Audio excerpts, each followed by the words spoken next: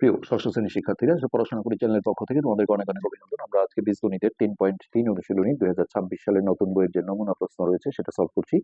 তো অন্যান্য পার্টগুলো দেখতে গেলে এই ভিডিও নিচে তোমরা প্লে লিস্টের লিঙ্ক পেয়ে যাবে, সেখান থেকে দেখে নেবে। তো এই প্লে লিস্টে 3.1, 3.2, 3.3 তিনটা চ্যাপ্টার একসাথে করা আছে। তো আস্তে আস্তে নিচের দিকে গেলেই তোমরা 3.3 পাবে। তো সেইখানে কিন্তু 25 সালের বইয়ের অঙ্কগুলো করা আছে। আমরা 25 সালের বই আসলে এগুলো ছিল না, যার কারণে 3.3 অধ্যায়টা নতুন করে করছি।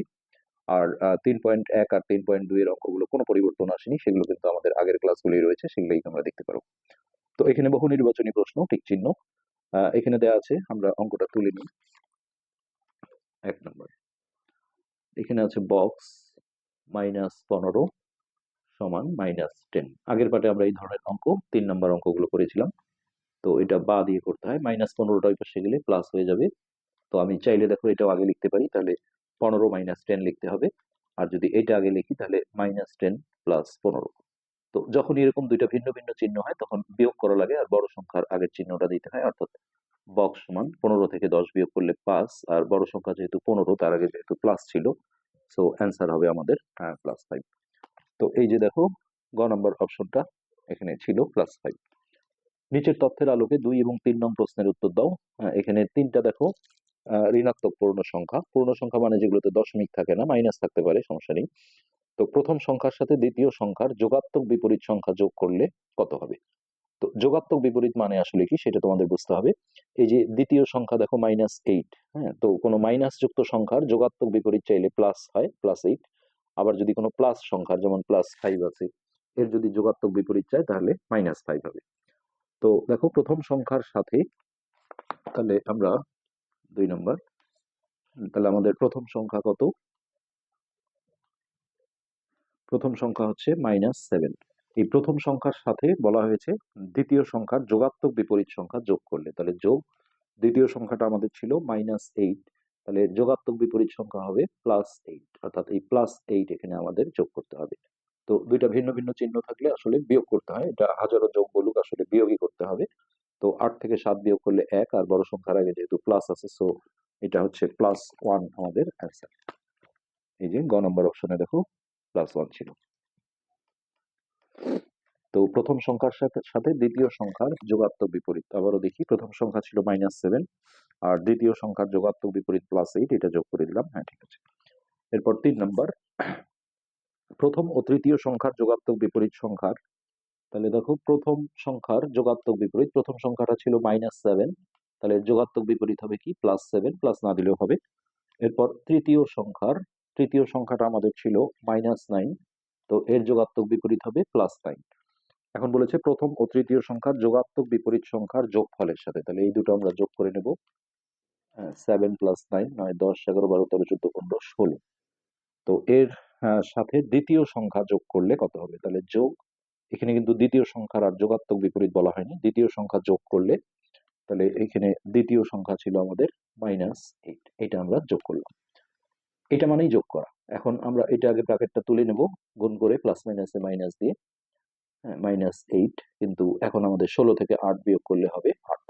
তো এইটাকে দেখো, এরা বলেছিল যে এ, এই জিনিসটা হচ্ছে এ, তাহলে সেই এর মানটা এখন যেটা বলেছে আমরা এর মান পেলাম +8।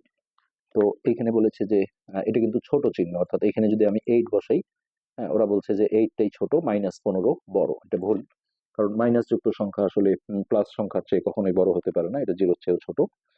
তারপর এখানে আমি যদি 8 বসাই, হ্যাঁ, এর মান যেটা আমরা পেলাম, তাহলে 8 বলেছে -90-র চেয়ে বড়, হ্যাঁ, এটা সত্য। আর এখানে 8 বসালে +97-এর চেয়ে বড় বলেছে, এটা ভুল।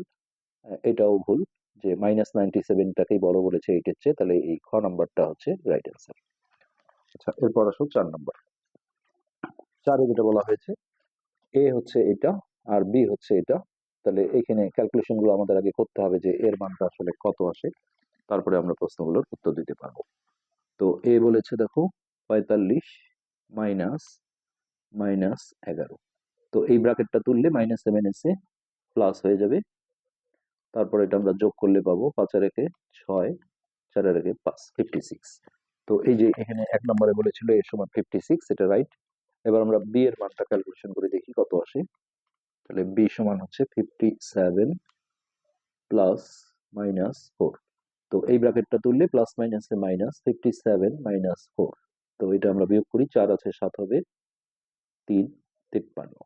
ওকে, তাহলে বি এর মান ওরা বলেছে -53, এটা কিন্তু সঠিক নয়, +53 হচ্ছে। আর a মাইনাস বি করলে 3 হবে বলেছে। তো দেখি আমরা a মাইনাস বি, তো এর মান হচ্ছে 56 আর বি এর মান 53। হ্যাঁ, এটা +3 আসছে, তাহলে এটাও রাইট। তাহলে 1 আর 3 অর্থাৎ খ নাম্বার। এরপর 5 নম্বরে আসি আমরা। চিত্রের চিহ্নিত অংশে আছে, এই যে যেটা মোটা দাগ দেওয়া আছে, এদিকে দেখো তীর চিহ্ন দেওয়া আছে, অঋণাত্মক পূর্ণ সংখ্যা। তাহলে দেখো অঋণাত্মক পূর্ণ সংখ্যা কথাটার অর্থ এটা আগে বুঝতে হবে। অঋণাত্মক পূর্ণ সংখ্যা মানে কি, যেগুলোতে দশমিক নেই। আর ঋণাত্মক পূর্ণ সংখ্যা বললে শুধু মাইনাস গুলো ধরতে হবে এরকম।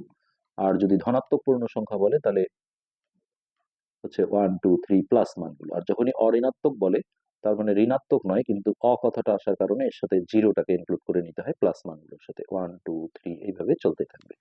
এগুলো হচ্ছে অঋণাত্মক পূর্ণ সংখ্যা।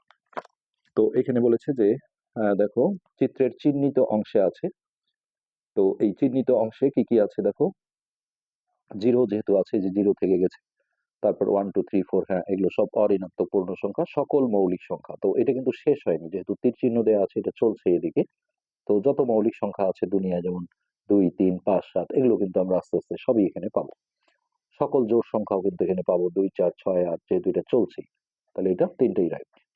তো এই ছিল আমাদের এমসিকিউ। পরবর্তী পার্টে আমরা সৃজনশীলটা সলভ করবো।